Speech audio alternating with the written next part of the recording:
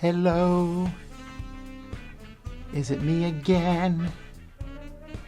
I'm singing a song while I find where the schedule is. Here it is, it's a new year. I'm mixing two songs.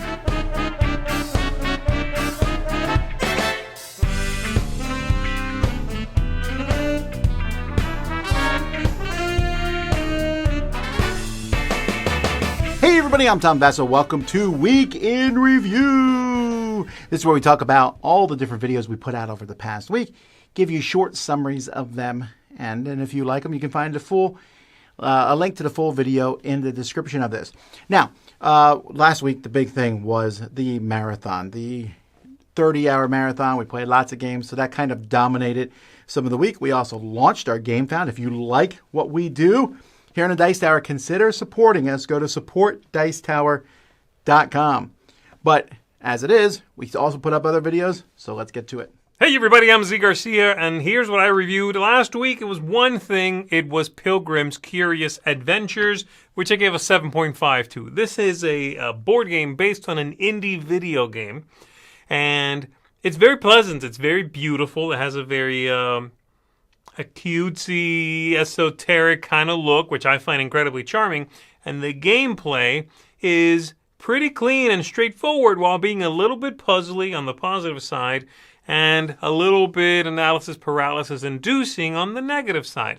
I could also see it becoming repetitive if you play quite a bit and too frequently, but I really found it charming. I enjoy the things you're doing in it. It has a really fun solo mode that I enjoyed a lot as well. And if you want something that's kind of quirky, has a little sort of recipe fulfillment, collect these things and turn them in for these other things over here, you could do a lot worse than Pilgrim's Curious Adventures here. I've enjoyed it a lot. It's one I plan to keep coming back to. So that's it for me. Let's keep on going. Hey folks, it is Chris time, and I looked at one game this week. It was Aquaria, which I gave a 7.5. I think that Aquaria is a pretty solid design. Tomasz Holek, of course, who did SETI, Galileo, Teagarden. So very good designer here. I thought the game was good. I think that it's let down a little bit by its visual aesthetic and everything, and that certain things are harder to pull off than I was hoping that they would be. But it's really solid, enjoyable, and I like this idea of especially turning the dials and getting those bonuses. So 7.5, one that I'm recommending, and that, folks, has been my week. All right, guys, this week I'm kicking it off with Flamecraft Duels. Did not like this one. Came in at a 4 ultimately on it. I think the word I used was soulless. It just felt like that, kind of uninspired, really lucky for the amount of AP kind of tactical strategy that you're having to use. And ultimately, by halfway through the 20-minute game, I was really ready for it to be over already. It just felt really grueling, I guess. So did not care for Flamecraft Duel, but did like the components, thought it was gorgeous art, great production, fantastic package with very, very subpar gameplay. So Flamecraft Duels was a 4 for me.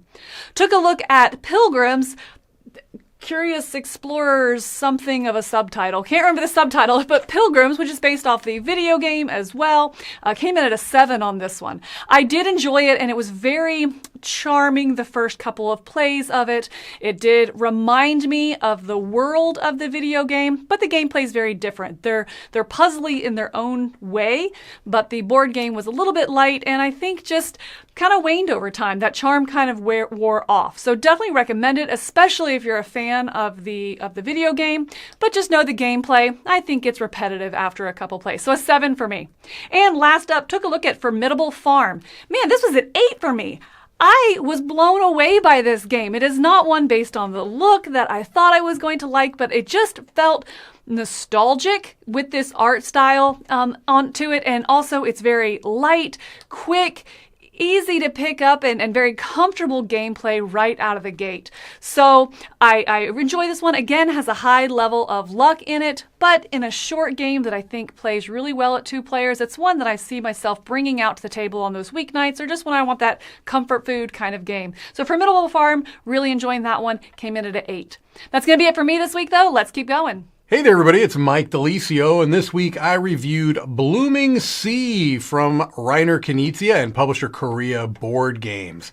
Blooming Sea is a tile-laying game, a relatively simple family weight game that I rated a 7 out of 10. It's a nice theme, but it's a relatively simple game and it's not terribly innovative. That's why it didn't go above that 7. It's certainly something I can recommend because it's slight and breezy and fast, and you can get some satisfying turns, but it does feel like some other games that have come out in recent years. So while I can recommend it, it's not going to be in the highest strata of Reiner Knizia games. All right, well, that's going to do it for me. I'll see you on the next one. I reviewed Flamecraft Duels. This is a kind of a follow-up to Flamecraft. I really enjoyed Flamecraft. And for Flamecraft Duels, the components were amazing. The art is great. It's good, just shy of good enough for me. And this is just a me thing. It was just way, way, way, way too light. I could see people who don't play a ton of games liking this, putting out the dragon tokens, moving around, making patterns. Easy, simple, and fun. A lot of people are going to enjoy it. But I gave it a 6.5. Which apparently from some of the comments was like I gave it a 2. But no, it's all fine. But I just didn't think it was worth me saying I like it a lot. That's all. Formidable Farm. This is a game in which, from Friedman Freese, where you are like running a little animal factory. Very tactical, almost no strategy. Just doing things in a moment. But in a very enjoyable way. An 8 out of 10. Then I reviewed Aquaria with Chris. This is a game about building your own little aquarium. Another 8 out of 10 for me. Really like the mechanisms in this one a lot. I wish it looked nicer. It doesn't really look like an aquarium, but this Thomas Halleck who did SETI, there's a lot of cool crunchy stuff that makes it fun. Arigato. This is a game about playing samurai cards in front of you. You draft some, spend some for resources, and then play one. And then the longer you keep it in front of you, the special power activates, but you eventually want to send them off to get points. I like that concept a lot. 7.5 out of 10 and a 6 out of 10 for my sneeze. Then I reviewed Tropicalia. I really wanted to like this game. It just missed me a little. It's so close. 5.5 from Phil Walker Harding. You put a worker down, then you move the workers, then you get resources, then you sell them for buildings that you build into a village. There's a little too much for how simple the game is. It just misses the mark for me.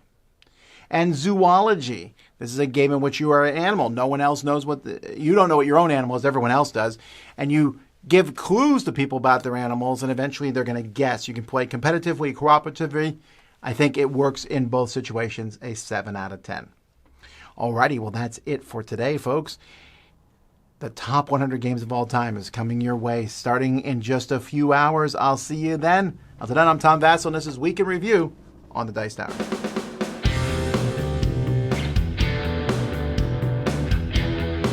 Hey folks, thanks for watching another one of our videos. If you like our videos, if you like our channel, if you would love to game with us at one of our conventions, check out Dice Tower Cruise, Dice Tower East, and Dice Tower West.